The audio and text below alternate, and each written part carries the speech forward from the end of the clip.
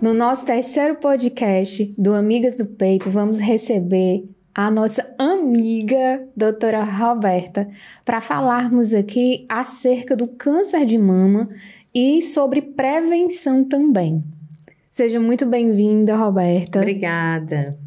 E vamos aqui ajudar as nossas amigas do peito que estão aí em casa, nos assistindo, não só em casa, mas em todos os locais a nos assistir. Roberta, a prevenção, ela é importante, ela faz parte ali da faixa do tratamento do câncer? Sim, a prevenção é a maneira ideal de enfrentar a situação, o tema câncer, não só o câncer de mama. Por quê? Quanto mais precoce um diagnóstico de câncer, maiores as chances de cura, maior o sucesso terapêutico. Isso não se restringe ao câncer de mama, mas a qualquer tipo de câncer, né? Lembrando que o câncer é uma doença, é um termo muito genérico, que pode englobar mais de 100 tipos diferentes de doenças, dependendo do órgão, da velocidade de multiplicação das células. Tem cânceres muito agressivos, tem cânceres menos. Então, o que é o câncer? É uma neoformação celular, são células patológicas anormais que se desenvolvem no órgão, no caso da gente aqui que está falando, o câncer, se desenvolvem células anormais na mama, e elas se multiplicam muito rápido, e elas têm uma capacidade de invadir loco-regionalmente, órgãos vizinhos, axila, gânglios linfáticos, ou elas podem migrar via corrente sanguínea para órgãos distantes, que é o que nós chamamos de metástases. Então, dependendo do tipo histológico de célula, o câncer de mama pode variar em um câncer que é mais agressivo e que essas células têm a capacidade de invadir órgãos à distância ou loco-regionais muito mais rapidamente, e outros que as células se multiplicam bem mais lentamente, teria um prognóstico melhor, daria mais tempo a abordar, intervir. E a questão do autoexame, né? Você está deitado ou no banheiro, não sei exatamente qual é a melhor forma de detectar, mas é necessário que a mulher faça esse exercício constante de tocar a mama para ver se tem, né, algo irregular e, a partir daí, com certeza, procurar Fernanda, ajuda médica. Com certeza. O autoexame ele é fundamental. As pessoas precisam deixar mais assim, o preconceito, enfim, e ver que isso não tem nada de errado. O ideal é na posição ortostase, em pé, e palpar comprimindo os seus dedos contra a parede torácica. O que é que geralmente, e a grande maioria dos cânceres de mama são descobertos pela própria paciente, que percebe, pela própria mulher, que percebe algo anormal na mama. Se ela já conhece a mama, já tem o hábito de palpar, vamos dizer, no banho, uma vez a cada, sei lá, por semana, não sei, não tem uma regra fixa, receita de bolo, mas com frequência, vamos dizer, todo mês, né? Então, se você palpa um nódulo, o que é um sinal de alerta no autoexame? Seria o achado de um nódulo endurecido, firme, geralmente preso aos planos profundos e indolor. Ao contrário do que a grande maioria das pessoas pode pensar, o câncer dói, quando tem alguma dor na mama já fica achando que tem um câncer. O câncer, quase 100% das vezes, o nódulo ele não causa dor. Isso que é traiçoeiro. Então, você encontrar um nódulo firme, endurecido e indolor é um sinal de alerta grande e tem que realmente ir para o ginecologista para abordar. Isso também não quer dizer que se você sinta dor ali no local, seja câncer. Ou que não seja, né? O ideal realmente é procurar com ajuda certeza. médica. Ainda que seja dolorido, você vai dizer, tá doendo, então não é câncer. Não é assim, não existe assim, não é esse raciocínio matemático, né? É muito complexo e, como você diz, é muito perigoso. Eu achei um nódulo, só porque tá doendo, eu vou ficar tranquila, porque a maioria grande, arrasadora, não dói? Não. Achou um nódulo, procurar ajuda, investigar, né? E existem, Roberta, dados estatísticos, porque assim, há 30, 40 anos atrás, o que matavam as mulheres era justamente a falta da informação. Sim. Hoje não, hoje a gente vive nesse excesso de informação. Um excesso de informação, então tem estatística em todo local.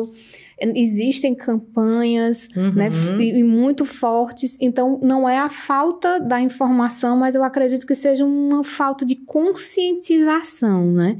Já que a informação está ali ao alcance de todo mundo, né?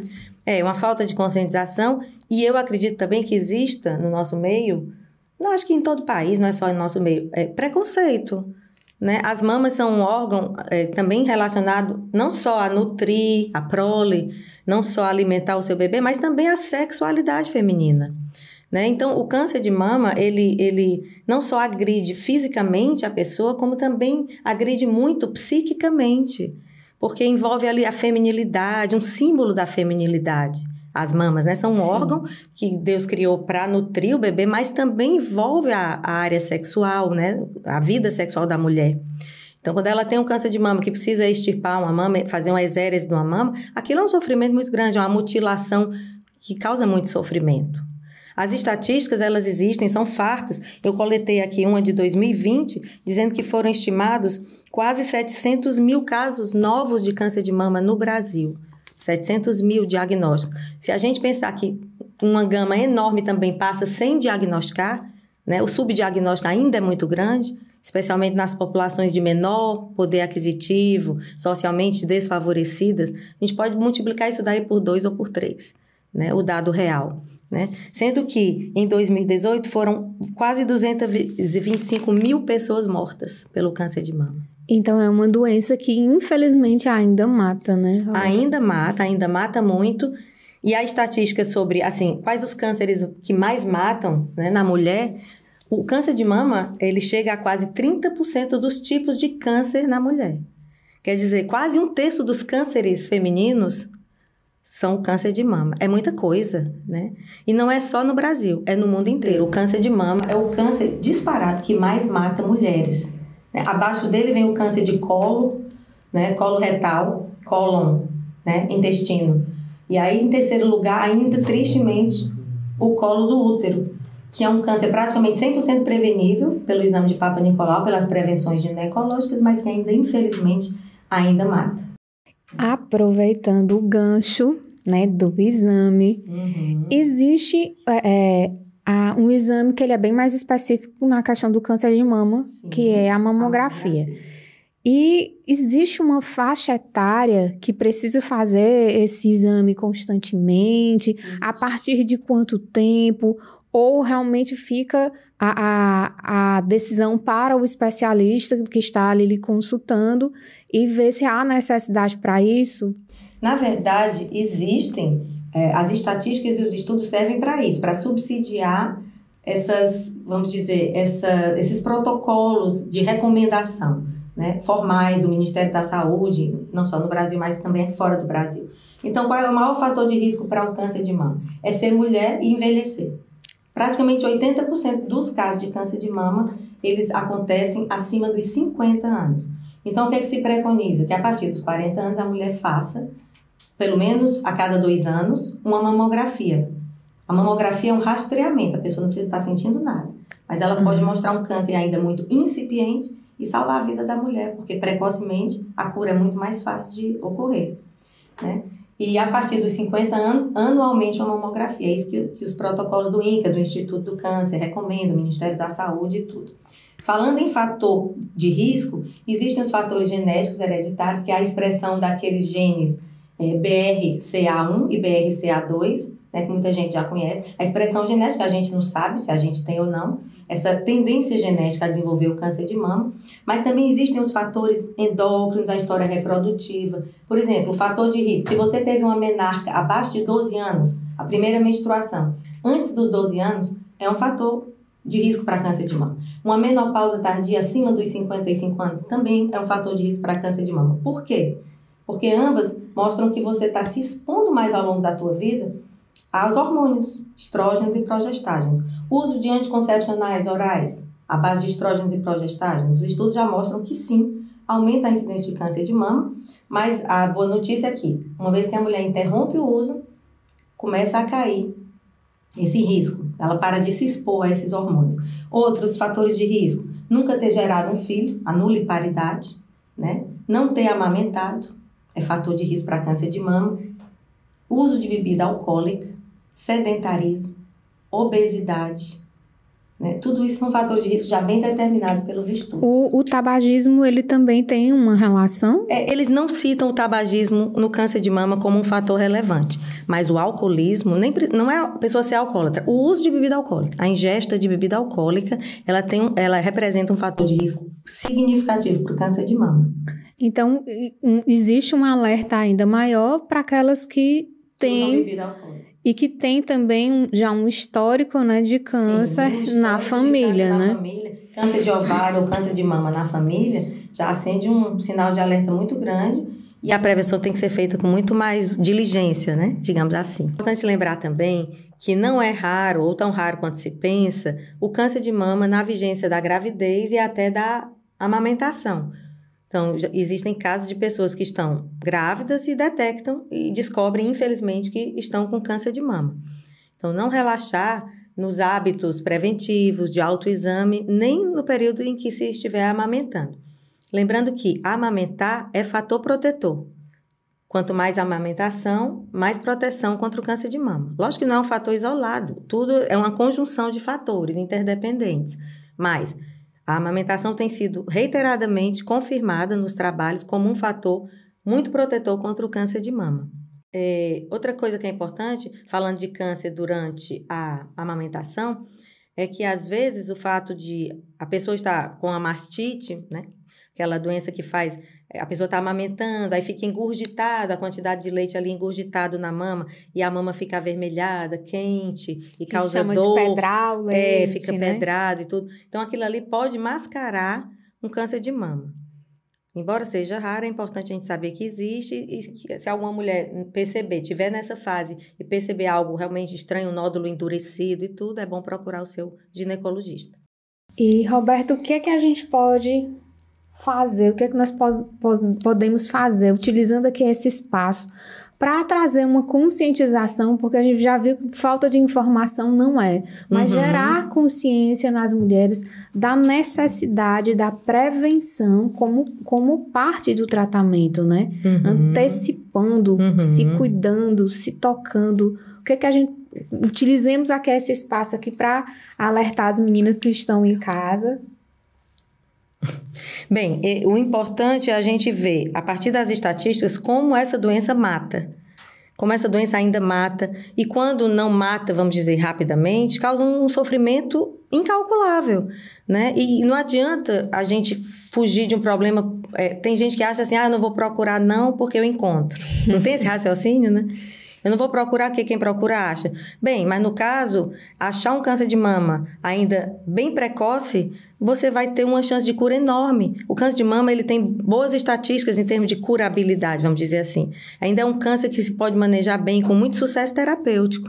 Então, não é eu não encontrando. Pelo contrário, se eu não encontrar, se eu não prevenir, se eu não fizer as mamografias, aí quando eu encontrar, talvez seja tarde, né? Porque assim, o câncer, enquanto ele está limitado àquele tumor localizado, você vai abordar e vai ter uma expectativa de cura grande. Os tratamentos, a cirurgia, a radioterapia, né? A hormonioterapia, a terapia biológica, o alvo biológico, a quimioterapia. Mas se você já tiver metástase, que é aquilo que eu expliquei no início, as células cancerígenas, células malignas, já tiverem ganhado a corrente sanguínea e se alojado em outros órgãos, no caso de câncer de mama é muito comum na coluna vertebral, né, no sistema ósseo. Então, se aconteceu isso, metástase para o fígado, para o pulmão, no caso não há mais expectativa de cura, o manejo já passa a ser diferente, a abordagem já passa a ser tentar estender a vida dessa paciente o mais que se puder e melhorar a qualidade de vida o mais que se puder. Mas uma vez que já houve metástase, você perdeu aquele timing para cura, né? Então, a palavra de ordem é prevenção. Prevenção. É a palavra de ordem mesmo. Outra coisa importante que eu queria destacar, que muita gente tem dúvida, né? Se mulheres com menos de 35 anos, pessoas jovens, podem ter câncer de mama. Podem. A gente já viu casos de pessoas bem jovens, de 20 e poucos anos, terem câncer de mama.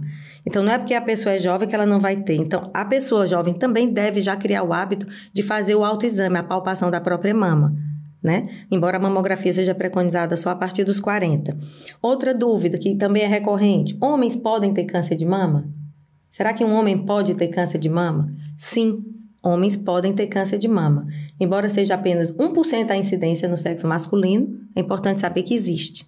E as causas do câncer de mama, como a gente falou, frisar bem a idade avançada, alguns hábitos de vida. É muito importante frisar o sedentarismo e a obesidade.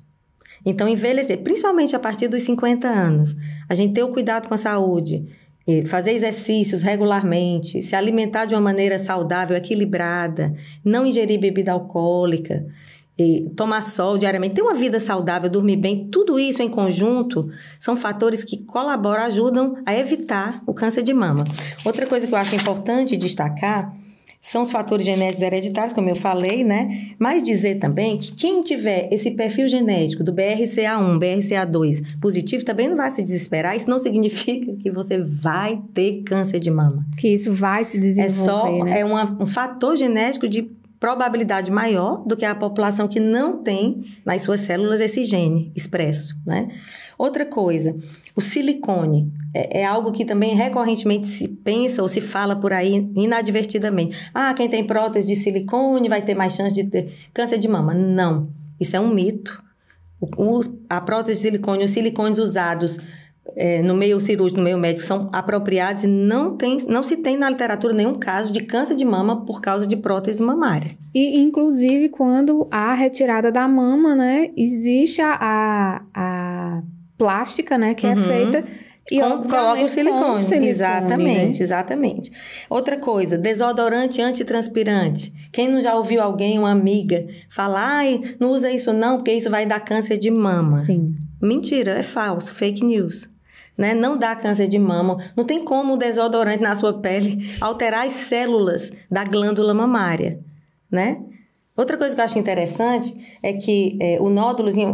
lógico que a mamografia é um exame falho, voltando aqui para a mamografia, mas a partir dos 50 anos, como a densidade mamária fica menor, as glândulas mamárias começam a involuir até para desaparecer e ser substituído por um tecido gorduroso. Então, na mamografia, ela aparece escura. A mamografia da mulher mais velha, ela geralmente é mais escura, que aparece mais a gordura. Então, fica mais fácil ver, visualizar, detectar um tumorzinho pequeno, porque ele aparece em branco. E já na mulher mais jovem, né, antes dos 50 anos, como a mama ainda tem muito tecido glandular, né, muito parênquima, então tem aquela imagem muito branca. Então, para detectar um tumor que também aparece em branco, então o método se torna mais falho na mulher mais jovem e uma eficácia e uma sensibilidade muito maiores na mulher mais velha. Né? Isso é interessante. Para estimular as mulheres a fazerem, né? Outra coisa, deixa eu ver aqui que eu achei importante. Sim, sobre a pílula anticoncepcional eu já falei. E sobre a reposição hormonal, para encerrar. As mulheres, a partir da menopausa, muitas precisam recorrer a ter terapia de reposição hormonal. Infelizmente, os estudos têm mostrado que a reposição hormonal é um fator de risco e realmente aumenta as chances de câncer de mama. Então, o que eles falam? Idealmente, a reposição hormonal deve durar no máximo 5 anos. Não se estender acima disso. E sempre com acompanhamento médico adequado, com aconselhamento adequado, pesando sempre a relação risco, benefício, custo. Porque em medicina tudo é essa relação, risco, benefício, custo. Por exemplo, a mamografia é uma radiação. Você está se expondo à radiação. Radiação ionizante é fator de risco para câncer de mama. Mas o risco é muito maior se você não fizer a mamografia. E a incidência de radiação é tão baixa, então vale muito a pena você se expor a essa radiaçãozinha e se prevenir. Outra coisa também, inclusive no meio cristão, que eu ouvi há pouco tempo, aliás, há algum tempo, é que o fato de você ser cristão, você tem que acreditar que você não está doente, ou que você não vai adoecer, e que você não precisa do médico porque você já tem o médico dos médicos, né, Alberta? E eu acredito que Deus, Ele utiliza de diversos métodos, diversos meios da graça, e a medicina é um deles. Com certeza, Deus é o dono de toda a ciência, né? A sabedoria provém de Deus, a ciência provém de Deus, né? A Bíblia, ela se confirma cada dia mais, tudo que está na Bíblia, a ciência respalda. Então, se Deus deu capacidade ao ser humano, deu inteligência, capacitou, criou a ciência médica, foi para servir o ser humano e nos ajudar. Né? Eu gostaria de destacar os principais sintomas do câncer de mama na hora do autoexame. O que pode gerar o alerta, além daquele nódulo endurecido? né? Do caroço que a gente falou, né? A pele da mama, às vezes, pode ficar avermelhada, pode ficar meio enrugada, como se fosse uma casca de laranja. Então, aquilo é um sinal de alerta. Por exemplo, uma deformação do mamilo. Se você sempre viu o seu mamilo daquele jeito e você nota que ele mudou, tá invertendo, tá diferente. A aparência do mamilo pode ser um sinal de alerta, né? O bico do peito. Outra coisa, nódulos nas axilas ou no pescoço, que são os sistemas de drenagem de gânglios linfáticos locorregionais para a mama. Se notar um nódulo, também é sinal de alerta, né? E outro sinal de alerta, o último, seria a saída de um líquido pela a glândula mamária, pela mama. Leite ou qualquer tipo de líquido, lógico, fora o período de amamentação ou pós-amamentação, aí não vale. Mas você, de repente, nota que está fluindo algum tipo de líquido da mama, é também um sinal de alerta, deve procurar o médico. Isso para quem nunca amamentou ou quem está fora do período de amamentação, né, Roberta? Eu acho que, basicamente, essas recomendações, elas são as mais importantes, né? Estimular as pessoas a buscarem ajuda e terem essa atitude proativa, né? Terem essa atitude de prevenir, não ter medo. Se eu estou fazendo uma prevenção e eu descubro, eu vou ter uma chance de cura enorme, né? É isso, basicamente. Nós agradecemos a doutora Roberta pela participação dela, por trazer tanto conhecimento, não só dados estatísticos, mas de desmistificar, né? Tirar os mitos daquilo que nos impede de ter, de prevenir ou de ter realmente um tratamento que tenha uma eficácia maior e que diminua os índices, né, de mortes por câncer de mama. E meninas, não deixem para o outro dia. Façam o autoexame, se cuidem, procurem a ajuda médica e até o próximo Amigas do Peito.